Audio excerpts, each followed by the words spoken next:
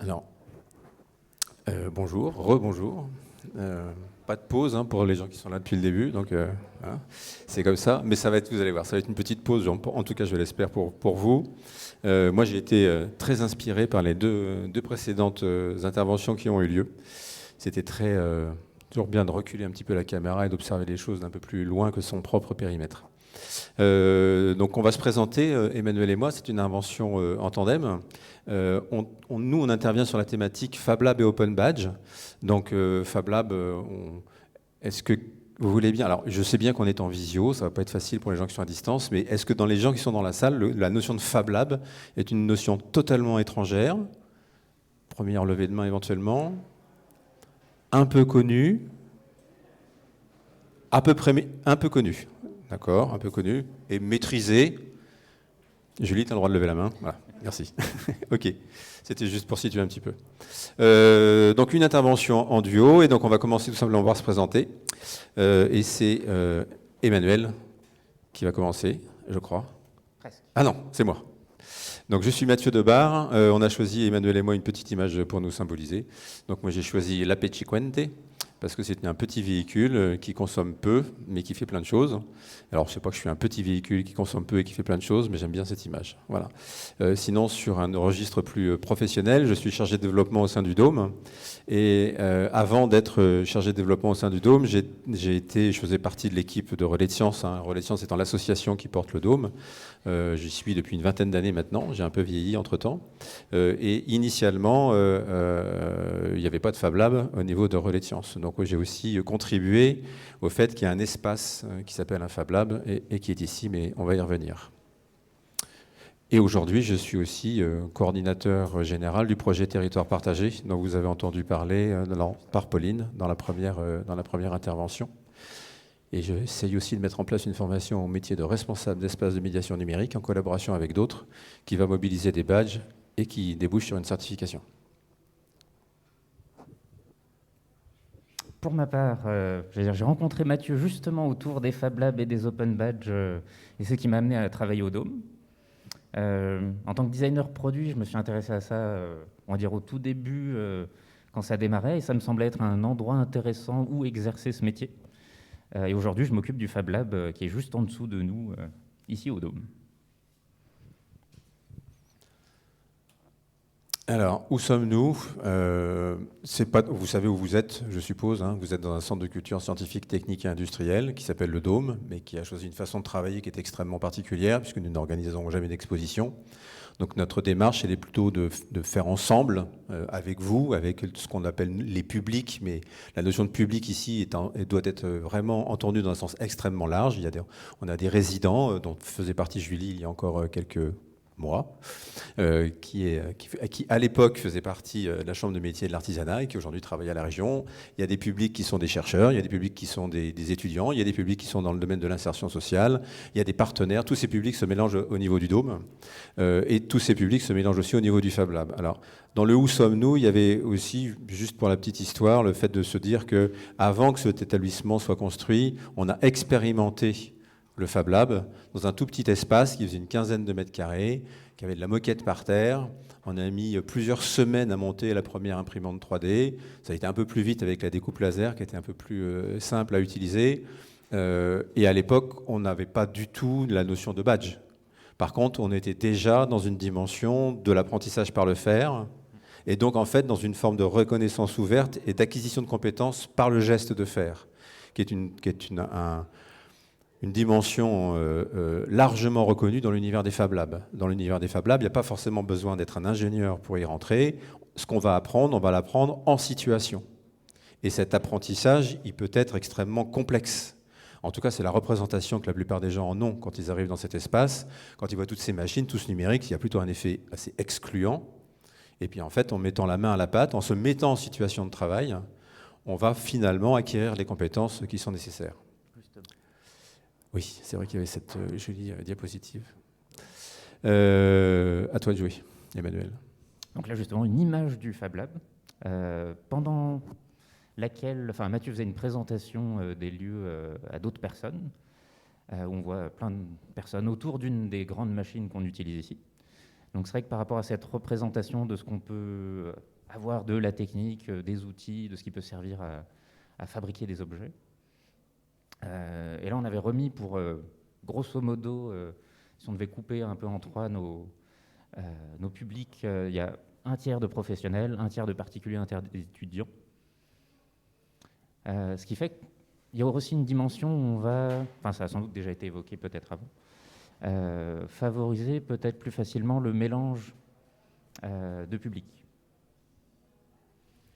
La photo, elle n'a pas été choisie tout à fait par hasard. En fait, le public qui est là, c'est au moment de la constitution de l'équipe Territoire Partagé. On présente l'outil Fab Lab à l'ensemble des accompagnants sociaux dont parlaient Pauline et Juliette tout à l'heure. Et donc, ils découvraient quasiment pour l'intégralité l'ensemble des possibles et du champ qui allait s'ouvrir aux participants du projet Territoire Partagé. Non, c'est bon. Ce que l'on souhaitait reconnaître. Quand on a, pendant 5 ans, donc le Dôme a bénéficié d'un accompagnement FEDER avec un accompagnement FEDER, peu importe, pour mettre en place un questionnement autour de qu'est-ce qu'on pouvait faire, comment on pouvait développer les usages des badges. Qu'est-ce qu'on peut en faire de ces badges? Et c'était une dimension exploratoire. Et donc la recherche, elle a été menée un petit peu tous azimuts, en faveur de l'insertion. L'ensemble des usages en faveur de l'insertion.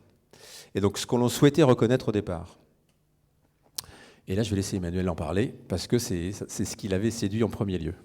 C'est ça. Une des choses qui m'animait sur le principe des open badges, c'est du fait que ça soit un standard interopérable ouvert.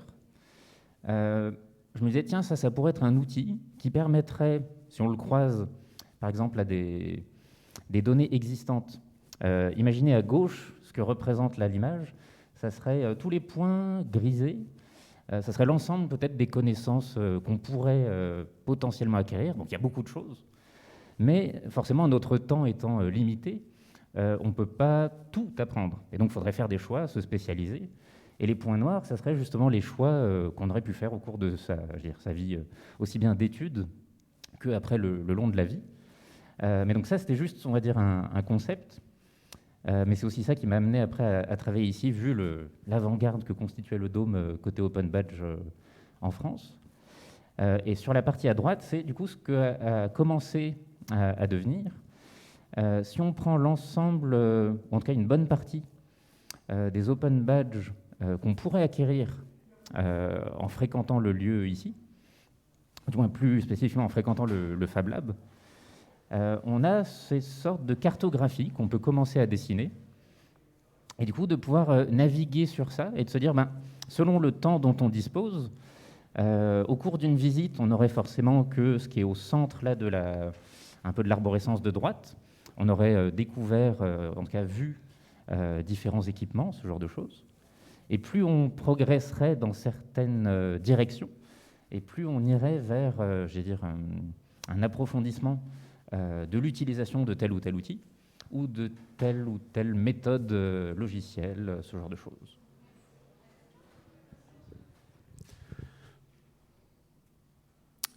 Donc on est parti d'une approche qui était extrêmement fragmentée, qui souhaitait reconnaître des situations liées à des machines, et non pas transversales. C'était la découpe laser, c'était la découpe vinyle, et j'ai simplement rencontré, même au départ, on n'avait pas la matrice, parce que cette fameuse matrice dont vous avez peut-être entendu parler, qui permet aujourd'hui au Dôme de positionner un cadre de réflexion, et à d'autres d'ailleurs, qui permet de positionner un cadre de réflexion quand on souhaite élaborer des badges.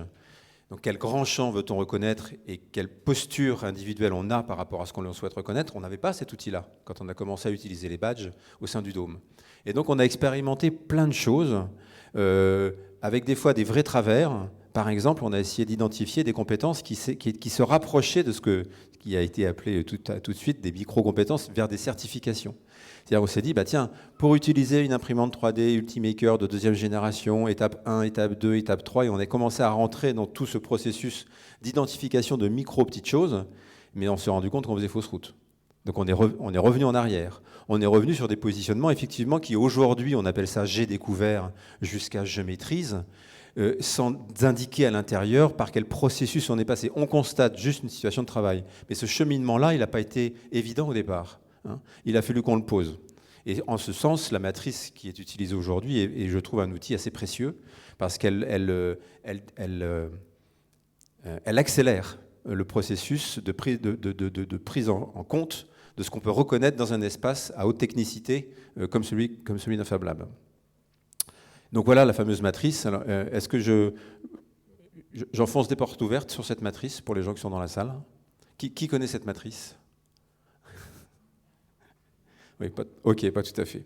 Et donc, aujourd'hui, vous avez ce visuel, vous le retrouvez sur un site internet dédié, une génératrice de badges dont a déjà parlé Pauline tout à l'heure. C'est un outil qui est en ligne aujourd'hui, donc qui est accessible à tout le monde et qui permet de structurer son approche intellectuelle, la façon de poser le sujet des badges.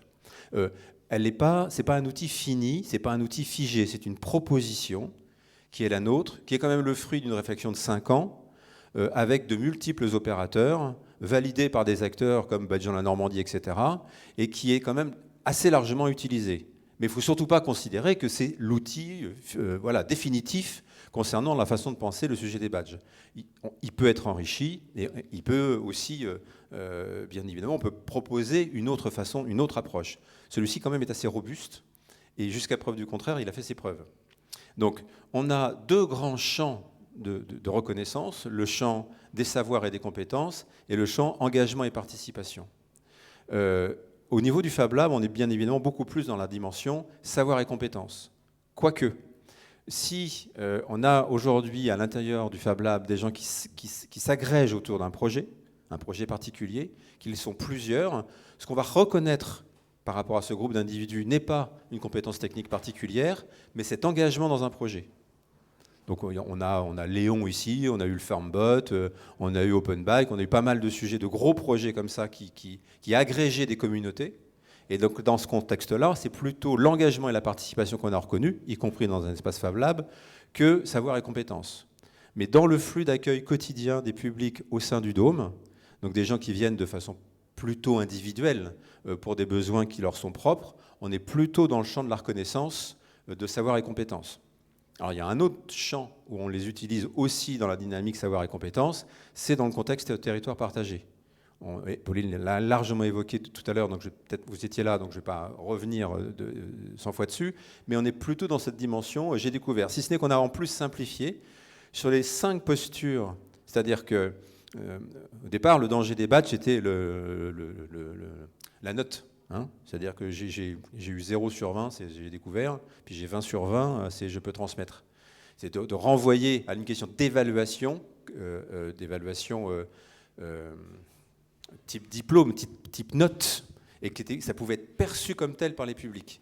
Donc c'est pour ça qu'on a travaillé sur cette sémantique qui est extrêmement importante, qui n'est pas du tout stigmatisante. C'est absolument pas dévalorisant de dire j'ai découvert l'imprimante 3D. C'est quand même autre chose que d'avoir 0 sur 20. Ah, est-ce que tu maîtrises l'imprimante 3D? Jusqu'à je peux transmettre, qui est effectivement une posture qu'on pourrait ramener sur une posture de travail. Quand on découvre une fonction dans un travail, on est effectivement, j'ai découvert la question d'être magasinier, j'ai complètement découvert ce que c'est que ce métier, jusqu'à je peux organiser une activité de magasinier au sein d'un entrepôt de 6000 m². On n'est pas du tout dans une évaluation, on est bien dans une posture. C'est exactement pareil dans un Fab Lab quand on accueille les publics par rapport aux machines. Ça a l'énorme avantage, bien sûr, quand un ingénieur se pointe dans un Fab Lab, c'est plus facile pour lui d'aller assez rapidement dans cette dimension je peux transmettre et il arrive sans aucun complexe par rapport aux machines. C'est un univers qui lui est familier. Mais rendez-vous compte, pour les publics dont on parle, enfin en tout cas dans le contexte de territoire partagé, cette approche-là, elle n'est vraiment pas évidente. Et donc il n'y a rien de trop à travers les badges comme levier pour favoriser l'engagement. Alors, pas l'engagement, l'implication. C'était pas l'implication, c'était bon, bref. Donc pas pour être embauché au niveau du Fab Lab, mais pour les inviter à s'approprier les machines du Fab Lab. Voilà pour la matrice. Parole à Petit exemple de sélection de badges. Découpe laser, c'est une des machines les plus sollicitées. On a beaucoup de personnes qui vont être intéressées pour être formées à l'utilisation de la machine. Au cours d'une séance d'initiation, pour avoir les bases de cette machine, suite à la séance, et émis le badge j'ai testé, qui serait juste après celui j'ai découvert. Puis il faudrait encore pratiquer, mettons, une dizaine d'heures pour que simplement je constate effectivement que la personne est devenue autonome et encore le badge suivant, et ainsi de suite. Comme c'est un badge, peut-être, après, ça serait une hypothèse qui est assez largement émise. D'après les rapports de la plateforme qu'on utilise pour gérer les open badges, ça nous dit qu'il y en aurait 60% de ceux qui ont été émis qui ont été effectivement acceptés. Et puis, ce qui est intéressant sur cette dimension-là, c'est quand on compare peut-être à d'autres savoir-faire ou d'autres, approfondissements de savoir-faire. À un même niveau, j'ai testé, mais sur la brodeuse numérique. Peut-être parce que c'est un savoir-faire plus spécifique, ou peut-être qu'il va demander un petit peu plus de pratique. C'est une machine qui est un petit peu plus capricieuse comparée à la découpeuse laser. Il y aurait moins d'émissions, mais les personnes qui pourraient accepter ce badge, qui reconnaissent qu'ils ont essayé cette machine, finalement, il y en a une plus grande proportion qui l'acceptent, qui l'ouvrent dans leur passeport de badge et vont l'accepter. Et ensuite, sur celui qui est tout à droite, par rapport à Inkscape, ça c'est un des logiciels de dessin, un logiciel libre qu'on utilise beaucoup ici. Alors, il faudrait sans doute que je mette à jour ça, parce que 6 émissions, ça me paraît pas beaucoup. Autour de nous, il y a sans doute plus que 6 personnes qui auraient, ou du moins qui pourraient demander ce badge. Là, du coup, il y a même 100% d'acceptation. Donc notre hypothèse, c'était que plus le savoir-faire est exigeant, plus on apprécie que ça soit reconnu par quelque chose. Par exemple, pour pouvoir, un des cas de figure typiques, c'est dans d'autres lieux qui utilisent le même type de matériel, si on peut ramener avec soi une preuve justement qui passe par un tiers, comme quoi on a su utiliser ce genre de matériel, a priori, on peut aller ailleurs et utiliser les mêmes outils sans forcément devoir repasser la formation initiale qui permet d'avoir l'autorisation de l'utiliser.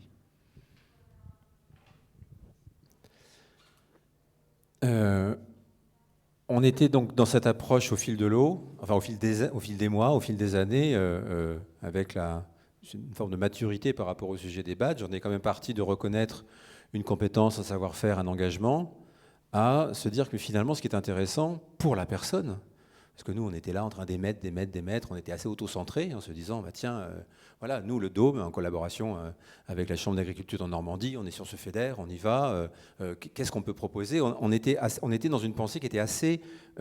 en quoi ça presque c'est pas nos structures, mais en tout cas, on avait très fort en tête nos structures dans la façon de penser le sujet des badges. Et plus on décolle la caméra, plus les publics deviennent denses au niveau du Dôme, plus leur diversité s'élargit, plus on mûrit au niveau des badges, plus on se dit, non, ce qui est vraiment intéressant pour les participants, c'est la notion de parcours. Et les badges qu'ils peuvent acquérir ici, mais aussi qu'ils peuvent acquérir ailleurs, dans d'autres contextes. Excusez-moi, là, je fais un mélange, je fais un raccourci trop rapide entre la notion de parcours et la notion de diversité. Ce qui est intéressant pour nos publics, et c'est pour ça qu'on a créé aussi, Bruno a créé l'indice de relations culturelles, c'est quel est l'engagement de nos publics dans un Fab Lab. Parce qu'entre une personne qui vient une fois se servir ou découvrir l'imprimante 3D, et qui donc peut avoir son badge « J'ai découvert l'imprimante 3D », et une personne qui va finalement s'approprier cet outil Fab Lab et s'y investir, il y a bien cette dimension de parcours dans un Fab Lab qui intervient. Et à ce moment-là, ce qui est intéressant, c'est de donner à voir, à travers les mini-maps dont parlait Pauline tout à l'heure, les différentes étapes de ce parcours et ce à quoi mène un parcours. Et on a créé, en l'occurrence, Emmanuel a créé une formation, même si ce n'est pas une formation certifiante, ce n'est pas une formation professionnelle, c'est simplement une façon de venir se former au niveau du Fab Lab, qui est comment devenir autonome dans un atelier de fabrication numérique. Et ça donne ce parcours-là du Fab Lab du Dôme, qui définit différentes... Alors, j'ai malheureusement pas la souris, donc je ne peux pas cliquer sur les stations. Donc, mais chaque fois qu'on clique sur une petite vignette, on a une différente posture par rapport à une machine, on a des passerelles entre les différentes machines, et le badge final, c'est « Je suis autonome en atelier de fabrication numérique ». Mais il y a plein de parcours possibles pour y arriver. Et on n'est pas obligé de passer par toutes les machines. Et on peut directement aller d'une étape à l'autre sur certaines machines, quand ça va être plus long pour d'autres. Il y a aussi des étapes qui sont des étapes d'autonomie. C'est-à-dire qu'il y a des étapes, forcément ça passe par une initiation. Il y a d'autres étapes, c'est j'ai pratiqué au moins tant d'heures sur la machine. Parce que d'expérience, Emmanuel le sait bien, moi aussi un peu, certaines machines, on peut difficilement prétendre être autonome sur la machine tant qu'on ne l'a pas pratiqué pendant N heures. Voilà, c'est un minimum. Et donc tout ça, ça donne un parcours Fab Lab. Alors aujourd'hui, on a assez peu de personnes qui se sont saisies de cette dynamique-là. Je crois qu'il y en a 2, dont une qui est allée vraiment jusqu'au bout. Mais c'est quelque chose qu'on risque de pousser dans les années à venir. Ce qui est intéressant avec cette cartographie, je reviens sur ce terme-là, ou la minimap, c'est que quand tout à l'heure, l'image qu'on avait montrée, c'était simplement une représentation d'un concept, ça pourrait peut-être s'organiser comme ça, quand on a plein de badges mis en relation les uns avec les autres. Aujourd'hui, ça, c'est un outil qui est disponible dans le passeport de badge. Ce qui fait que quand avant, c'était seulement une vision, on se disait ça serait bien si ça pouvait ressembler à ça. Aujourd'hui, on peut construire des mini-maps sur Open Badge Passport et du coup proposer effectivement comme ça cette organisation de la badge ou plein d'autres. Et puis après, ça peut aussi se construire, j'allais dire, même avec éventuellement les participants et autres, pour se dire qu'est-ce qu'il y a sur un peu le champ des possibles et après vers quel parcours on préférerait faire. Et ça va même nous servir, ça a été dit précédemment par exemple avec les services civiques, comme ils passent beaucoup de temps pour finalement reconnaître au fil du temps de leur service civique ce qu'ils ont vu, découvert, ce qui peut après peut-être leur resservir ou du moins plus facilement s'appuyer dessus en dehors d'ici.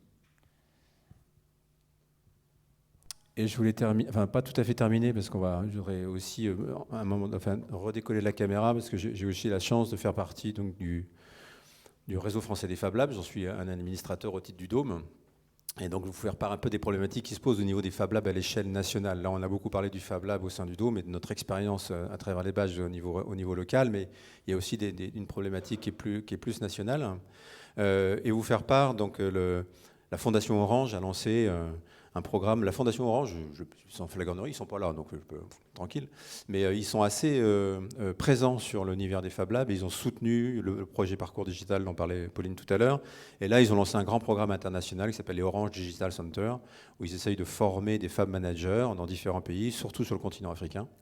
Et l'idée, c'était que ces Fab Managers, ils aient une bonne appréhension de ce qu'on pourrait appeler les métiers de demain. Et donc, ils ont lancé un appel à projet là-dessus. Le réseau français des Fab Labs s'est positionné et plusieurs Fab Labs, dont le Dôme, a répondu sous l'égide du réseau français des Fab Labs. Et est venue cette idée de parcours, métier de demain, autour de la notion de médiation, autour de la notion d'éco-conception, autour de la notion de robotique, autour de la notion de médiation. Et donc, c'est autour de ces métiers de demain qu'on a organisé la réponse. Et donc, cette formation, elle articule 2 choses. Elle articule des temps théoriques et des temps pratiques autour de différentes thématiques que vous avez dans la partie haute de ce visuel, autour de la notion de culture, d'éco-conception et la notion d'engagement. Et tout le parcours ensuite des gens qui suivent ces formations est jalonné par ces différents badges. Ils ne vont pas les acquérir forcément au même moment, ils ne vont pas les acquérir forcément dans le même contexte de formation, ni dans les mêmes espaces. Et ça donne à nouveau cette minimap et cette articulation entre... là, on ne va pas jusqu'au bout. Il n'y a pas de certification à la clé de ça. Mais par contre, on est bien dans la reconnaissance ouverte par rapport à l'acquisition des différentes compétences liées à ces différentes postures. Et on joue à la fois sur la reconnaissance des capacités à agir sur telle ou telle machine et aussi sur l'engagement des personnes dans la formation. D'où la catégorie engagement. Je n'ai pas pu dérouler là tous les badges qui sont liés à cette formation. Et je voulais terminer sur cette idée-là, pas tout à fait. Alors, la richesse des badges, c'est le passeport, effectivement. C'est-à-dire que je pense que quand on Muriel s'en faisait l'écho, on s'en tous fait l'écho. Et ce qui est intéressant pour le participant, c'est qu'à partir du moment où il peut capitaliser sur ses expériences de vie, au pluriel. Et donc ça veut dire qu'effectivement, c'est bien tout un territoire, voire tout un pays, qui peut s'engager dans la dynamique de la reconnaissance ouverte ou dans la reconnaissance non formelle. Donc plus on multiplie les acteurs qui se saisissent de la question des badges, plus on enrichit les passeports, et plus ça devient intéressant pour celui qui détient ce passeport. Donc le Fab Lab n'est qu'un maillon de cette chaîne-là, et il faut bien le penser comme tel. Pour tout vous avouer, ce qui fait blocage aujourd'hui à l'échelle nationale, au niveau du réseau français des Fab Labs, mais voilà, l'ancien président disait que c'était une bande de chats, il n'a pas tout à fait tort, c'est le fait que ce n'est pas open source. Et aujourd'hui, on ne dispose pas d'outils open source qui permettent de générer des badges. Et ça fait blocage dans la communauté des Fab Labs. Il y a un gros frein, parce que du coup, on est sur un logiciel propriétaire qu'il faut payer tous les ans. C'est moins le sujet de l'argent que le fait que le code n'est pas ouvert.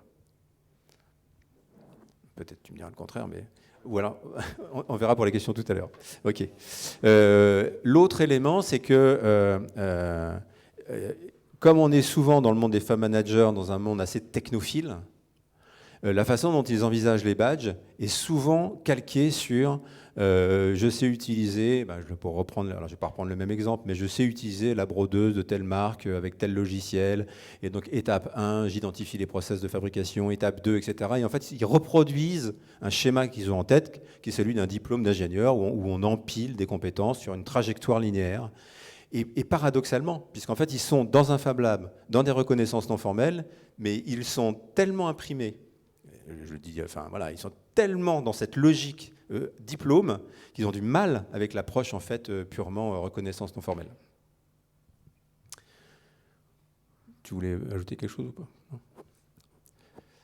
Voilà pour notre partie Fab Lab. Est-ce que ça vous soulève des interrogations? Est-ce que vous souhaiteriez qu'on revienne sur un point? Merci Juliette. Je voyais que Philippe réagissait sur les caractères non open source. Mais oui, juste sur la question. En fait, le standard Open Badge est open source, mais on a très peu de plateformes qui proposent un niveau de service open source qui serait satisfaisant pour nous. Et les plateformes de LMS, Moodle qui propose son système interne de badge. Il y a une plateforme qui s'appelle Diva qui est naissante dans les Hauts-de-France. Il y avait un plugin WordPress à un moment. Mais en effet, open source Open Badge Passport, et il y a une version communautaire, on va dire. Ce n'est pas complètement un projet open source, mais on manque en effet d'outils aujourd'hui. Il faut bien se rendre compte que le passeport aujourd'hui, c'est pour ça que je mettais là, c'est lui l'important. Or, lui, aujourd'hui, il est un peu propriétaire.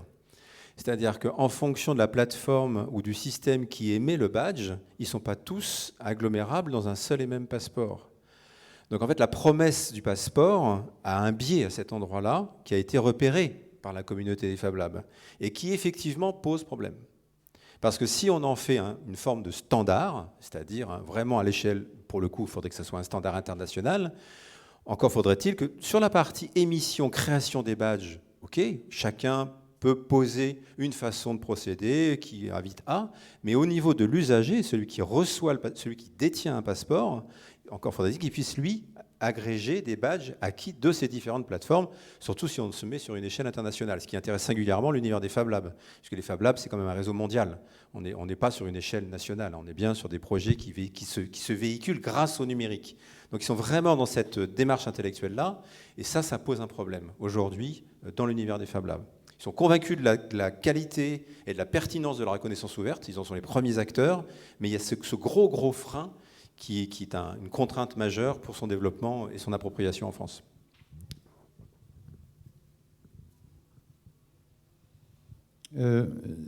Si on obtient un badge sait utiliser en autonomie et en sécurité une imprimante laser ici chez vous, est-ce que je peux aller dans un Fab Lab dans le sud de la France et essayer de le faire valoir? C'est un des points que les Fab Labs essayent d'activer, mais notre expérience prouve que ça ne sert à rien, en fait. Puisque vous accueillez quelqu'un dans un Fab Lab, au bout d'une journée, vous savez s'il sait utiliser l'imprimante laser. Il n'a pas besoin d'un badge pour ça. Ça devient intéressant pour la personne à partir du moment où il peut l'adosser à d'autres expériences vécues dans un contexte numérique autour de la fabrication ou non. Là, ça fait sens pour la personne.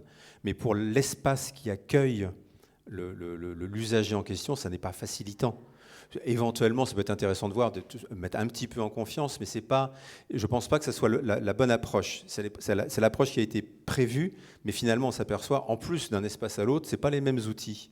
Or, une laser de telle marque, une laser de telle marque, l'approche, avec les chaînes de CAO, FAO qui vont derrière, conception, fabrication qui vont derrière, on n'est pas dans les mêmes expériences. Donc, tu vois, il y a aussi ce frein-là. C'est-à-dire que j'aurais beau savoir utiliser ici l'épilogue, la Trotec, je date un peu, la Trotec, quand on va dans un autre Fab Lab, si c'est un autre type de machine, qui n'ont pas les mêmes processus de fabrication, on va être un peu perdu.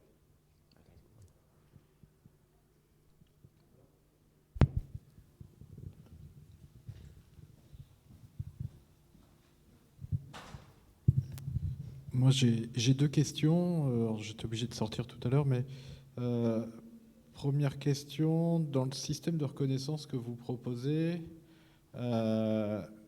quelle place vous donnez à la communauté pratique au Fab Lab? C'est-à-dire que quelle place vont prendre les pairs, quelle place vont prendre les accompagnants, voilà. Et quel est le rôle justement de la communauté de pratique? J'ai bien entendu, hein, vous n'êtes pas là pour faire de la micro-certification, ce n'est pas le sujet, mais quel va être le rôle de la communauté de pratique dans la reconnaissance que vous proposez? Ça, c'est une chose. Et la deuxième chose, puisque vous parliez justement d'une reconnaissance de l'engagement aussi des publics, ça c'est quelque chose que nous on a du mal à articuler, c'est comment est-ce que vous articulez vous la reconnaissance de la compétence et la reconnaissance de l'engagement, et quel sens vous donnez à cette articulation, voilà. Parce que c'est un constat qu'on a fait nous à la mission locale avec les jeunes en insertion, c'est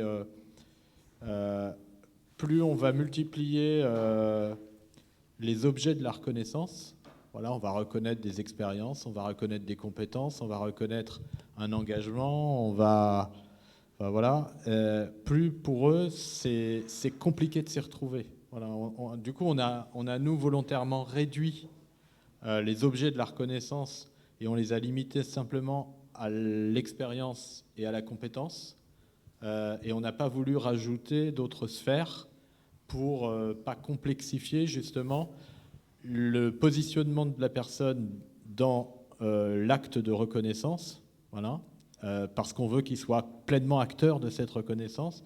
Et donc moi je m'interroge parce que moi reconnaître l'engagement c'est quelque chose qui m'intéresse énormément, c'est mon ADN. Comment est-ce que vous avez réussi à articuler justement cette reconnaissance de la compétence et de l'engagement, et quel sens vous donnez à cette articulation? Dire qu'on a réussi à le faire, ce serait un bien grand mot, parce que autant dans une mission locale, un jeune arrive à un instant T et il y a un suivi au long cours dans un prisme qui est celui de son insertion, avec une prise en charge, avec des points de rendez-vous réguliers. Les flux publics ici n'ont rien à voir avec cette approche-là. Et donc, intégrer dans nos processus d'accueil des publics cette reconnaissance de l'engagement est plus complexe. Je ne dis pas que ce n'est pas impossible, je ne dis pas qu'on ne devrait pas le faire, mais je dis que l'approche est plus complexe à introduire, c'est-à-dire reconnaître à quel moment, suivant quel processus, c'est déjà pas très évident. Ça l'est plus quand on est sur des projets thématisés qui ont leur propre appel à projet, leurs propres partenaires. Donc on a parlé de parcours digital, on parle de territoire partagé, il y a eu le projet Léon, il y a eu le projet Open Bike, etc. Là, alors, soit parce que ces projets se sont construits au moment où on commençait à travailler sur le sujet des badges, donc on n'était pas encore assez mûr pour les accompagner, certains se sont clos. Dans le cadre de territoire partagé, là, effectivement, il y a une dimension engagement qui intervient, qui articule bien la dimension je pratique dans un espace ou dans un autre espace du même projet, et c'est une façon de reconnaître l'engagement de la personne. D'ailleurs, elle signe un contrat d'engagement. Mais dans le cadre de territoire partagé, si je ne m'abuse, Pauline, on n'a pas de badge d'engagement, au sens je m'engage dans le projet, hein. Parce que là, ça a été... Bon. Donc, vous voyez, notre expérience d'articulation entre les deux, elle est faible. Sauf si tu... Non, là où je pourrais revenir, par contre, c'est sur la dimension par les pairs. Parce que c'est une des fonctionnalités permises par l'outil qu'on utilise pour émettre des badges. On l'a seulement un petit peu utilisé, mais simplement en y passant plus de temps sur la construction de comment... Enfin, toute la proposition de badge peut se faire, ça pourrait se développer. Il y a moyen de, par exemple, faire en sorte que des gens qui ont déjà tel badge, finalement, vont, plutôt que ce soit moi uniquement qui dise est-ce qu'il sait ou pas utiliser telle ou telle machine, finalement, la question soit posée à ceux qui savent à leur niveau déjà l'utiliser. Et à un moment, finalement, ça pourrait distribuer comme ça cette reconnaissance-là, ou se faire plus... au sein des personnes qui utilisent les outils. Donc ça, c'est quelque chose qui peut se mettre en place, mais il faut bien, en tout cas, prendre le temps de le construire pour que ça fonctionne.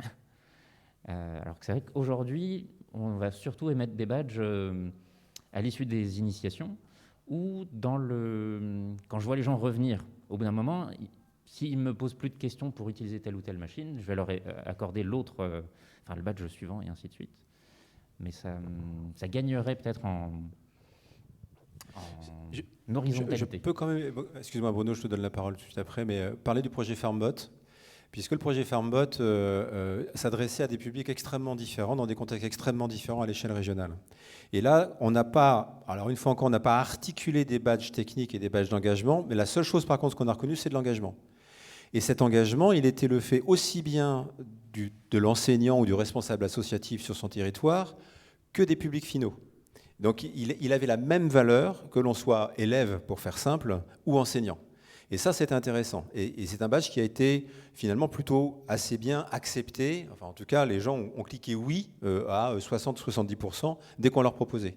Mais il ne venait pas s'adosser, il ne venait pas s'articuler avec une dimension « j'ai pris en main l'outil, j'ai découvert l'outil, etc. » On n'avait pas articulé les deux, si c'était le sens de la question.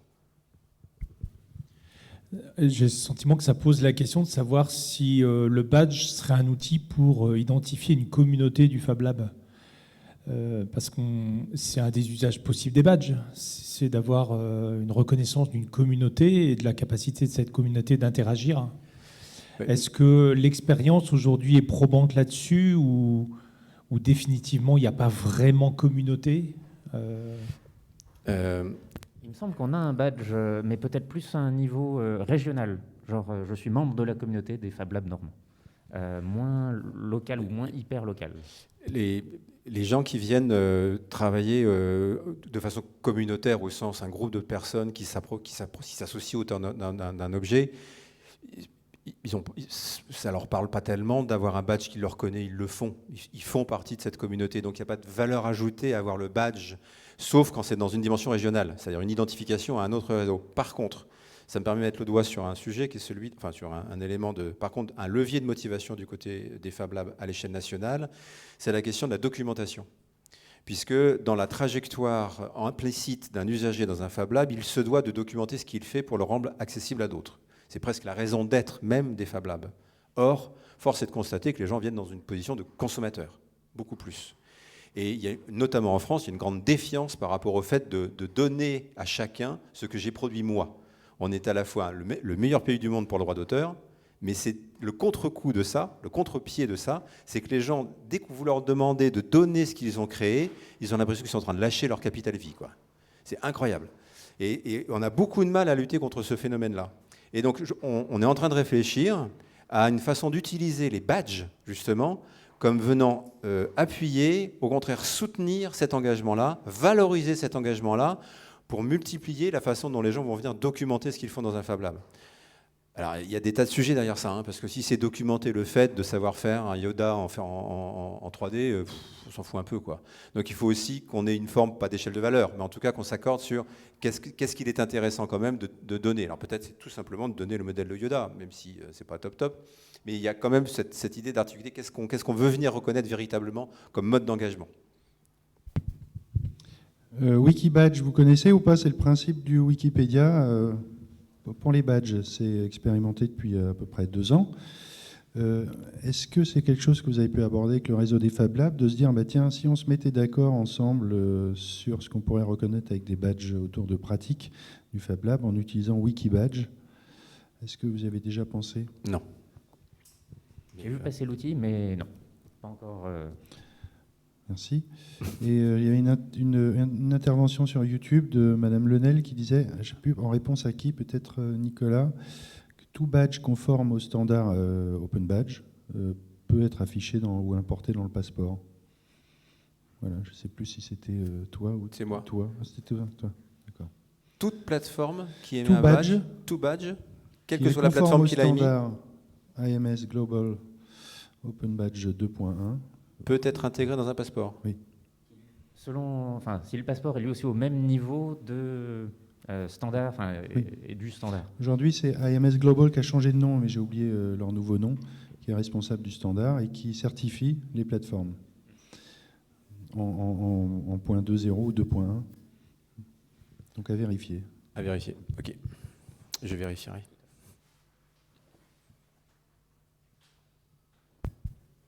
Est-ce que vous avez imprimé des badges déjà en 3D? C'est arrivé. En tout cas, qu'on utilise les images utilisées dans le visuel du badge comme base de travail pour graver, découper ou imprimer ça, pour des fois le transposer dans le monde réel, ou même faire, dans les différentes choses qui ont existé un jour ici, une espèce de roue de la fortune de qu'est-ce qu'on va faire aujourd'hui. Et puis ça tombe sur l'icône, du moins qui nous sert pour le badge.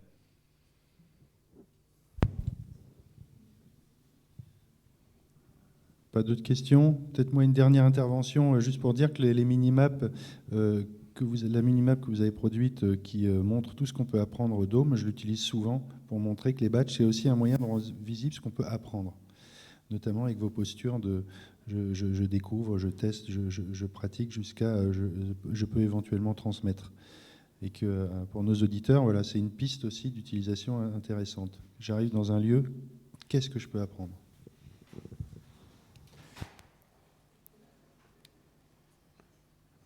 Je regarde juste, j'avais noté 2-3 petites choses. Dis à quel moment on peut applaudir, hein? Non, pas encore? Non, pas encore. Non, c'est bon. Ouais. C'est maintenant? C'est maintenant qu'on peut applaudir. Ouais, vas-y, tu peux commencer.